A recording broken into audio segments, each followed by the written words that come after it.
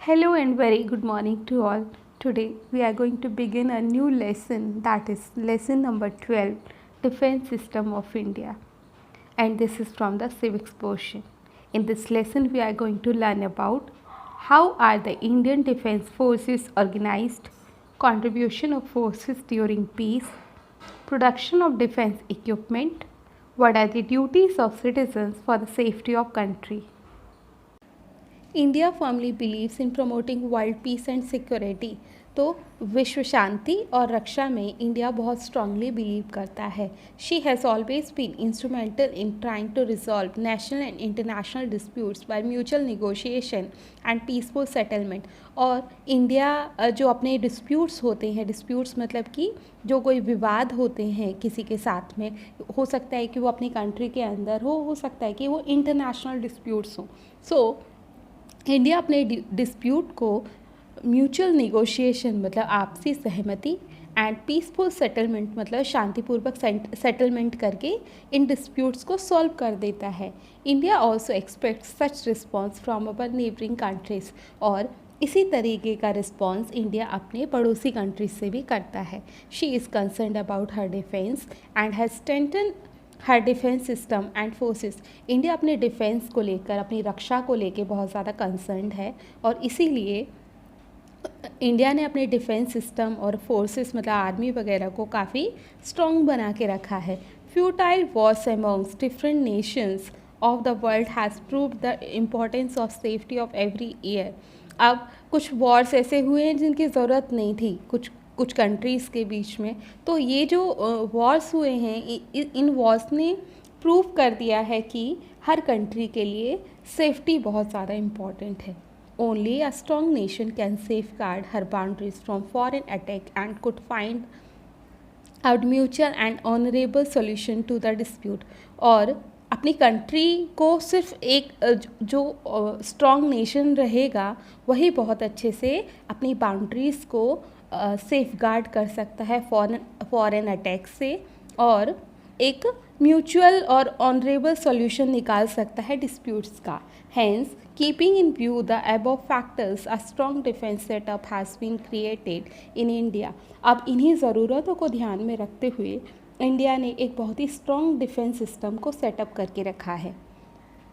And powerful armed forces have been organise, और उसी के साथ में बहुत ही पावरफुल आर्म्ड फोर्स मतलब आर्मी वगैरह को ऑर्गेनाइज किया हुआ है। The president of India is the commander in chief of all the 3 security forces in India. और इंडिया के बेसिकली 3 मेन सिक्योरिटी फोर्सेस हैं, और इनके जो कमांडर हैं वो द प्रेसिडेंट ऑफ इंडिया होते हैं। The formation of Indian defence forces is under. अब इसका फॉर्मेशन कैसा होता है देखते हैं। Major divisions of Indian defence forces.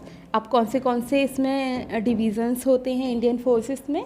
Indian forces में first army, second navy and third air force.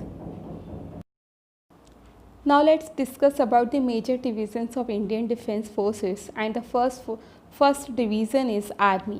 The Indian Army is one of the powerful and leading armies of the world. As we all know कि India की जो army है वो world की बहुत powerful and leading army में से एक है। India is proud of having a well organised adorn discipline and devoted army. और इंडिया को इस बात का बहुत प्राउड है that she has very organise means systematic, adorn मतलब सुसज्जित, disciplined means very discipline, and devoted मतलब कि our army is very devoted to our country. So this kind of army we have and we are very proud of this. The headquarter of the army are at New Delhi, and Indian army का headquarter new Delhi में है. The chief of the army staff who is the rank of the general is its head. और जो army staff के chief होते हैं और उनकी रैंक होती है जनरल की, तो जो जनरल हैं वो एक्चुअली इंडियन आर्मी के हेड होते हैं। In the army there are several branches such as.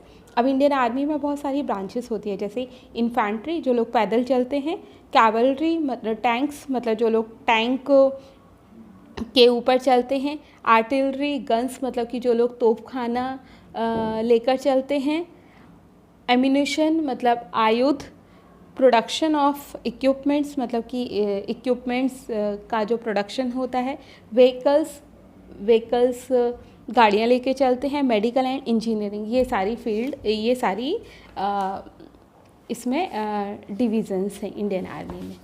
The army has been organise into 5 commands, और इंडियन आर्मी अब 5 कमांड्स में ऑर्गेनाइज है। कौन से हैं? The central, the eastern, the western, the northern and the southern commands. Each command has a separate head responsible for it, और ये हर एक कमांड का एक अलग एक सेपरेट हेड होता है। These officers are of the ranks of lieutenant general, और ये जो ऑफिसर्स होते हैं इनके हेड, उनको लेफ्टिनेंट जनरल कहा जाता है। Each command has a separate head responsible for it, और हर एक कमांड का एक सेपरेट हेड होता है। These officers are of the same rank of the lieutenant general, और ये जो ऑफिसर्स होते हैं वो लेफ्टिनेंट जनरल के रैंक के होते हैं। So now look at this flow chart, and this is the rank of officers in army. Army के जो ऑफिसर्स होते हैं उनकी रैंक दी हुई है। सबसे नीचे लोएस्ट रैंक है एंड सबसे ऊपर हाईएस्ट रैंक है। We'll start with the lowest rank. सबसे नीचे होते हैं लेफ्टिनेंट, उसके बाद captain, next major, next lieutenant colonel, next colonel, next brigadier, next major general, next lieutenant general, and the highest post is general. Now the next look at the rank of the soldiers in army. अभी हमने officers की rank देखी, now हम soldiers की rank देखते हैं। Again सबसे नीचे जो है वो लोएस्ट रैंक है, सबसे ऊपर जो है वो हाईएस्ट रैंक है। We'll start with the lowest rank. The first is last is soldiers.